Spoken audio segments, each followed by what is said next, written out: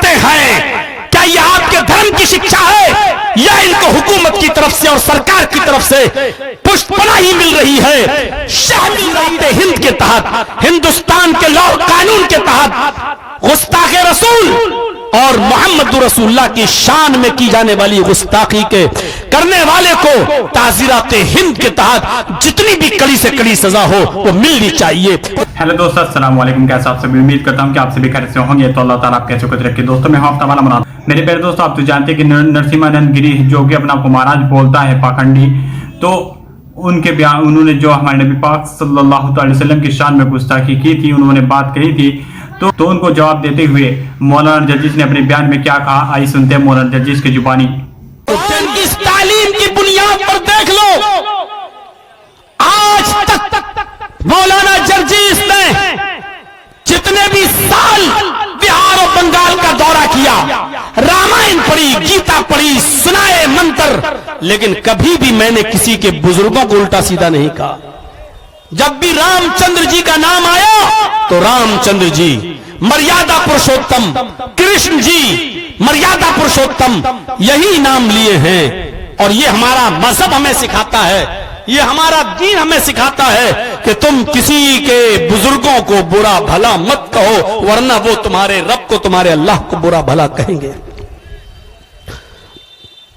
میں پوچھنا چاہتا ہوں اس ہندوستان کی سرکار سے بھی، میں پوچھنا چاہتا ہوں اس ہندوستان کے ان تمام پنڈتوں سے بھی کہ مجھے بتاؤ، جب آج تک ہم نے، ہمارے علماء نے جب آپ کے کسی بزرگ کو برا بھلا نہیں کہا، آپ کی کسی کتاب کو آگ نہیں لگائی اور جلایا نہیں، پھر کیا بات ہے کہ ہمارے نبی کو گالیاں دی جاتی ہیں؟ پھر کیا بات ہے کہ ہمارے رسول پر انگلی اٹھائی جاتی ہے؟ پھر کیا بات ہے کہ ہمارے نبی کو بہت بڑا مجرم قرار دیا جاتا ہے اور نرسنگھانند جیسے زہریلے سانپ اس ہندوستان میں پنپتے ہیں؟ کیا یہ آپ کے دھرم کی شکشا ہے یا ان کو حکومت کی طرف سے اور سرکار کی طرف سے پشت پناہی مل رہی ہے، شہ مل رہی ہے کہ ہم تمہیں گرفتار کریں گے دکھانے کے لیے؟ حقیقت میں وہ گرفتاری نہیں ہوگی، بلکہ تمہاری سیکورٹی ہوگی، تمہاری حفاظت ہوگی۔ میں پوچھنا چاہتا ہوں کہ جب ہم اور مسلمان جب کسی کے بزرگوں کو گالی نہیں دیتے تو پھر کیا بات ہے کہ ہمارے نبی جناب محمد رسول اللہ کی شان میں گستاخی ہو؟ ان کو ایسے جملے بولے جائیں جو کسی بھی قیمت پر برداشت نہیں کیا جا سکتا ہے۔ اور آپ بھی جانتے ہیں NRC اور CA کو لے کر مسلمان برداشت کر لیتا ہے۔ آپ یہ بھی جانتے ہیں کہ ہمیں مارا کاٹا جا رہا ہے، گائے کے نام پر لنچنگ کی جا رہی ہے، ہم اس کو بھی برداشت کر لیتے ہیں۔ لیکن آپ یہ بھی اچھی طریقے سے جانتے ہو کہ مسلمان سب کچھ برداشت کر سکتا ہے، لیکن اپنے نبی جناب محمد رسول اللہ کی شان میں ہونے والی گستاخی کو منظور نہیں کر سکتا، برداشت نہیں کر سکتا۔ اور ہم ہی نہیں، کوئی نہیں کر سکتا ہے۔ کسی کے بزرگوں کے ساتھ اگر ایسا ہوگا تو وہ بھی برداشت نہیں کرے گا۔ اس لیے میرے بھائیوں، ایسے لوگوں پر انکش لگایا جائے۔ میں یہ نہیں کہتا ہوں کہ گستاخ رسول کی ایک ہی سزا، سر تن سے جدا۔ میں نہیں کہتا ہوں یہ سب جملے، کیونکہ میں جانتا ہوں کہ ہمیں جس ملک میں رہتے ہیں وہاں ہمیں اس ملک کے قانون کو ماننا ہے، اس ملک کے قانون کو ہمیں فالو کرنا ہے۔ لہذا میں یہ کہتا ہوں کہ تعزیرات ہند کے تحت، ہندوستان کے لا قانون کے تحت گستاخ رسول اور محمد رسول اللہ کی شان میں کی جانے والی گستاخی کے کرنے والے کو تعزیرات ہند کے تحت جتنی بھی کڑی سے کڑی سزا ہو وہ ملنی چاہیے، وہ دینی چاہیے، تاکہ بھوشیہ کے اندر اور مستقبل کے اندر کوئی بھی کسی کے بزرگ کے ساتھ کھلواڑ نہ کرے اور اس کے ساتھ توہین نہ کرے۔ یہ ہونا چاہیے ہمارے ساتھ۔ کیسے پیدا ہو جاتے ہیں ایسے لوگ؟ کیا عزت رہ جاتی ہے ایسے شخص کی؟ کیا ایسے شخص کو دین کا گیان ہے، دھرم کا گیان ہے؟ کیا دھرم نے کبھی یہ سکھلایا ہے؟ کیا کوئی بھی مذہب یہ کہہ سکتا ہے کہ تم دوسرے مذہب کے لوگوں کو ایسا ایسا بولو، اس کے بڑوں کو ایسا کہو؟ ارے ہمارے نبی محمد رسول اللہ صلی اللہ علیہ وسلم تو وہ تھے جب جنگ خیبر ہوئی اور خیبر جب ختم ہو گئی اور یہودیوں کو جب جلا وطن کیا جانے لگا کہ جاؤ اب تم اس علاقے کو چھوڑ کر دوسرے علاقے میں جاؤ، تو جانے سے پہلے ان یہودیوں نے کہا اے محمد ابن عبداللہ، محمد رسول اللہ، ہم جا رہے ہیں اپنے اس وطن کو چھوڑ کر، ہم نے شکست کھائی ہے، آپ نے اور آپ کے ساتھیوں نے ہمیں جلا وطن کیا، ہم جانے کے لیے تیار ہیں، لیکن میری ایک شرط ہے۔ کہ کیا ہے؟ فرمایا کہ آپ اگر ہماری اس ریکویسٹ کو منظور کر لیں گے تو بہت اچھا ہے۔ فرمایا کیا ہے وہ ریکویسٹ، کیا ہے وہ گزارش؟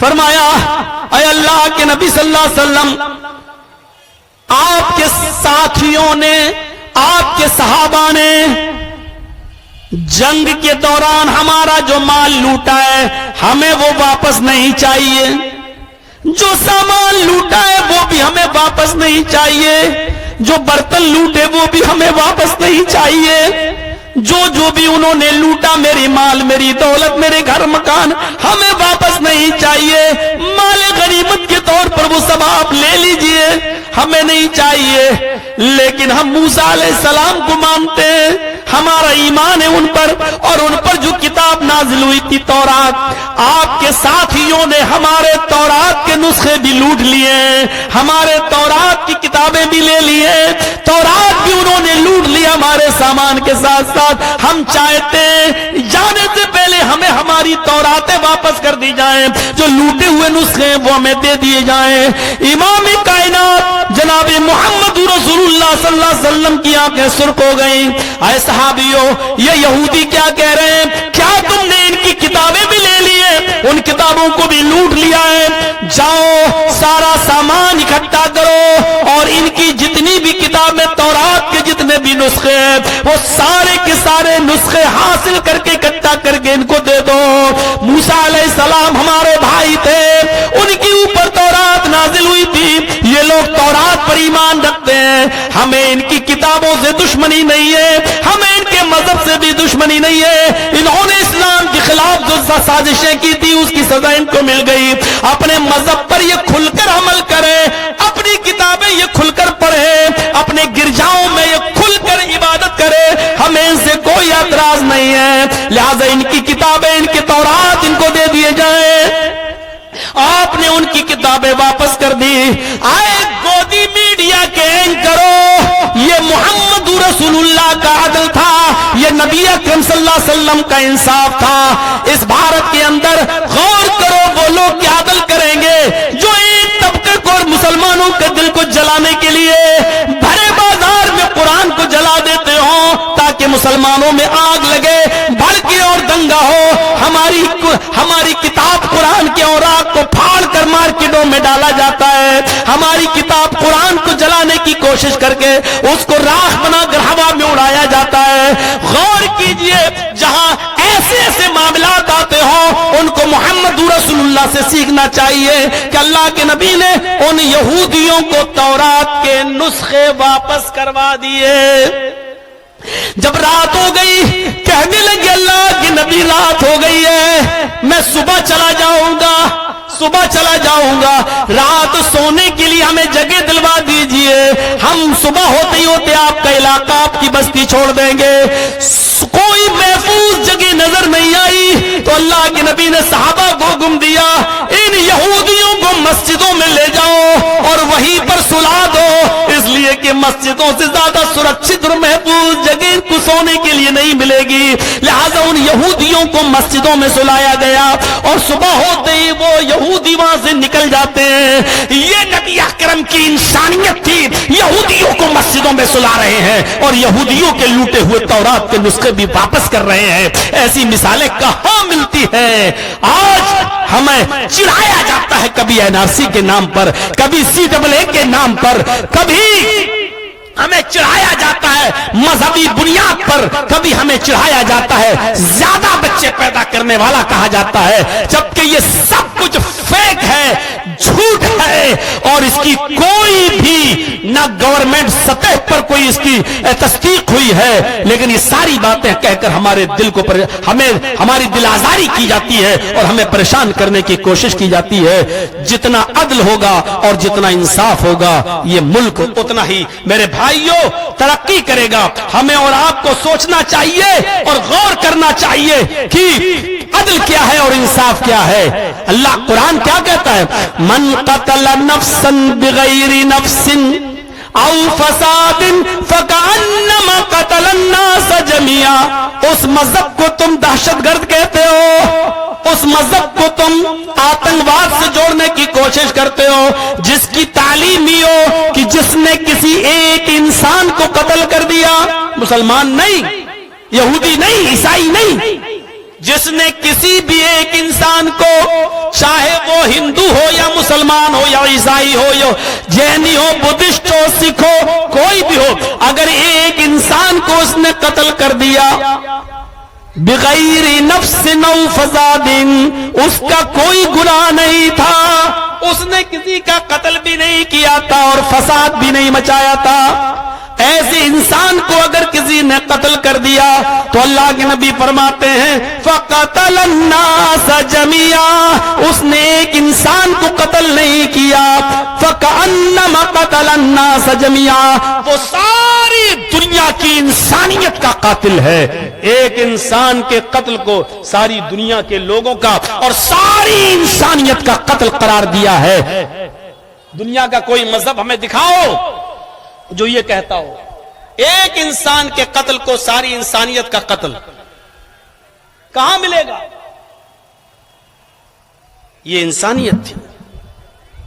جرجیت صاحب روزے سے ہیں اور جرجیت صاحب کے پڑوس میں ہندو رہتا ہے، سکھ رہتا ہے، عیسائی رہتا ہے، اور اس پڑوسی کو آپریشن ہونا ہے، 4 بج چکے ہیں، روزہ کھولنے میں ابھی 2 گھنٹہ باقی ہے،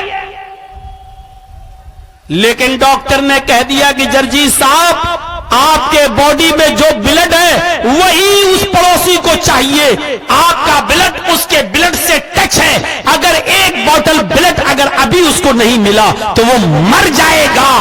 اب جرجیت کا مذہب اسلام یہ کہتا ہے کہ جرجیت صاحب اسی وقت روزہ توڑ دیجئے، توڑیے، اپنے ہاتھ کو پیش کیجئے اور ڈاکٹر سے بوتل بلڈ نکلوائیے اور اس پڑوسی کی، چاہے وہ ہندو ہو، چاہے وہ سکھ ہو، چاہے وہ عیسائی ہو، اس کو دیجئے، اس کو جیون دان دیجئے، اس کو زندگی دیجئے، اس لیے کہ روزے کی قضا تو بعد میں بھی پوری کی جا سکتی ہے، لیکن اگر اس کی جان چلی گئی تو دوبارہ نہیں آئے گی۔ اگر بچا سکتے ہو تو یہ کام کرو، یہ انسانیت ہے، یہ ہمیں اسی مذہب نے بتایا ہے۔ اس لیے کودی میڈیا کے ہڈیوں پہ پلنے والے اینکروں سن لو، اسی لیے میں کہتا ہوں کہ جرجیت کی نظر میں اسلام سب سے بڑا ہے، کیونکہ انسانیت کا سب سے بڑا سبق ہمیں اسلام نے دیا ہے۔ ہمیں اسلام نے بتایا ہے کہ روزہ توڑ دو لیکن اس کی جان بچاؤ۔ 1 ml 2 ml بلڈ نکالنا وہ الگ بات ہے، چلو بلڈ کی جانچ ہونا، ڈینگو کی جانچ ہونا وہ ایک الگ چیز ہے، روزہ نہیں ٹوٹے گا، لیکن ایک بوتل نکلوانا ہے، 250-300 ml بلڈ دینا ہے اور اس کی جان بچانا ہے، تو اتنا زیادہ بلڈ نکالنے کے بعد تو روزہ ٹوٹ جائے گا۔ لہذا اس روزے کو توڑ دو، اس کی قضا بعد میں کر لینا، لیکن اس یہودی کی، اس عیسائی کی، اس مسلمان کی یا اس ہندو کی جان کو بچانا اس وقت ضروری ہے۔ یہ اسلام ہمیں سبق دیتا ہے، یہ اسلام ہمیں سکھاتا ہے۔ اس لیے اسلام نے ہمیں بتایا ہے کہ انسانیت کیا ہے۔ محمد رسول اللہ صلی اللہ علیہ وسلم کو پتا چلا ایک یہودی بچہ میری خدمت کرتا تھا، وہ بیمار ہو گیا۔ بخاری شریف کا واقعہ ہے، اللہ کے نبی اس 12 سال کے بچے کو دیکھنے کے لیے گھر پہ چلے گئے، اس یہودی بچے کے پاس بیٹھ گئے، وہ آخری سانسیں لے رہا تھا، آخری سانسیں، اور برابر اللہ کے نبی صلی اللہ علیہ وسلم کو دیکھا جا رہا تھا اور سانس اس کی اٹکی ہوئی تھی۔ اللہ کے نبی صلی اللہ علیہ وسلم نے اس یہودی بچے کے سر پہ ہاتھ رکھا اور کہا، بیٹے قل لا الہ الا اللہ لا الہ الا اللہ کہہ دو، بیٹا لا الہ الا اللہ پڑھ لو۔ اس نے اپنے باپ کی طرف دیکھا، اس یہودی بچے نے اپنے باپ کی طرف دیکھا، یعنی میرے باپ کہیں ناراض تو نہیں ہوں گے۔ باپ کو معلوم تھا کہ بیٹا بچپن سے نبی کی خدمت میں لگا ہے، اور وہ بار بار کہہ بھی چکا تھا کہ ابو محمد رسول اللہ بہت اچھے ہیں، میں ان کے پاس جاؤں گا، ان کی باتیں ہمیں اچھی لگتی ہیں، میں بھی اسلام لانا چاہتا ہوں۔ لیکن باپ کے ڈر سے وہ اور ڈانٹ سے وہ اسلام نہیں لاتا تھا۔ آج وہ اپنے باپ کو پھر دیکھ رہا ہے، باپ نے اشارے سے کہہ دیا بیٹے تمہارا دل جس پر مطمئن تھا وہی کرو، تم اس سے پہلے بھی محمد رسول اللہ کی باتوں کو مانا کرتے تھے، آج بھی مان لو۔ باپ نے جب اجازت دے دی تو اس بچے نے ہنستے ہوئے کلمہ پڑھ لیا، لا الہ الا اللہ محمد رسول اللہ۔ اس بچے کی زبان سے یہ کلمہ نکلا اور وہ بچہ انتقال کر گیا، اس بچے کی ڈیتھ ہو گئی۔ نبی اکرم صلی اللہ علیہ وسلم کے آنکھوں میں آنسو آئے، لیکن آسمان کی طرف نظر ڈالتے ہوئے فرمایا الحمدللہ الذی انقذہ من النار، تمام تعریفیں اس اللہ کے لیے ہیں جس نے مرنے سے پہلے اس بچے کو جہنم کی آگ سے بچا لیا، مرنے سے پہلے اس بچے کا انتقال، اس کا خاتمہ توحید پر فرمایا۔ تمام تعریفیں اس اللہ کے لیے ہیں جس نے اس بچے کو جہنم کی آگ سے محفوظ کر لیا۔ تو میں کہنا یہ چاہتا تھا میرے بھائیوں کی محمد رسول اللہ یہودیوں کی بھی تیمارداری کیا کرتے تھے، یہاں تک کہ چھوٹے چھوٹے بچوں کی بھی عیادت کرنے میں آپ کو عار نہیں آیا کرتی تھی، آپ شرم محسوس نہیں کرتے تھے۔ یہی تو انسانیت ہے، آپ ہندو بھائیوں کے اور یہودی اور عیسائیوں کی عیادت میں بھی جا سکتے ہیں، آپ ان کو دیکھنے بھی جا سکتے ہیں، ان کی مدد بھی کر سکتے ہیں، ان کو پھل فروٹ بھی لے کر دے سکتے ہیں، بلکہ اگر کوئی غیر مسلم بھائی آپ کا دوست ہے اور انتقال کر گیا تو آپ اس کی میت میں اس کے پیچھے پیچھے بھی جا سکتے ہو، یہاں تک کہ اگر اس کو تو دوستو امید کرتا ہوں آپ نے یہ ویڈیو پوری دیکھ لی ہوگی اور آپ نے مولانا جرجیس کا بیان پورا سن لیا ہوگا۔ آپ تو جانتے ہیں کہ شروع سے ہی جب اسلام ہمارے پیارے نبی صلی اللہ علیہ وسلم دنیا میں آئے تھے اور انہوں نے اسلام کی خدمت کی، اسلام کو دنیا میں پھیلایا، تو کچھ لوگ ان کے شروع سے ہی دشمن تھے۔ جب ہمارے پیارے نبی صلی اللہ علیہ وسلم دنیا میں تھے تو ان کے تبھی بھی وہ کافی دشمن تھے اور آج بھی ان کے دشمن ہیں، اور کچھ طرح کے نمونے آ کر گستاخی کرتے ہیں ہمارے نبی کی شان میں، جو کہ سڑکوں پر آ کر کچھ غلط ٹپنی کرتے ہیں ان کے بارے میں، پھر ٹیٹو وغیرہ بنا کر ان کی شان میں گستاخی کرتے ہیں۔ تو میں ان سے بتا دوں کہ ہمارے نبی پاک صلی اللہ علیہ وسلم کی شان میں کوئی بھی اگر آپ کوئی بھی کسی بھی طرح گستاخی کرتے ہیں تو ان پر کوئی بھی فرق نہیں پڑنے والا ہے۔ اسلام میں اللہ تعالی نے لچک رکھی ہے، جتنا دباؤ گے اتنا ہی ابھرے گا اور ابھر رہا ہے۔ اسلام پھیل رہا ہے اور اسلام کو بڑھتا ہوا دیکھ کر اسلام کے دشمنوں کے اندر کھلبلی مچی ہوئی ہے، وہ سوچتے ہیں اسلام کو کیسے پھیلنے سے کیسے روکا جائے۔ وہ اسلام کو پھیلنے سے روکنا تو چاہتے ہیں لیکن ان کے پاس اسلام کو روکنے کے لیے کوئی بھی صحیح طریقہ نہیں ہے، کوئی بھی سچائی نہیں ہے۔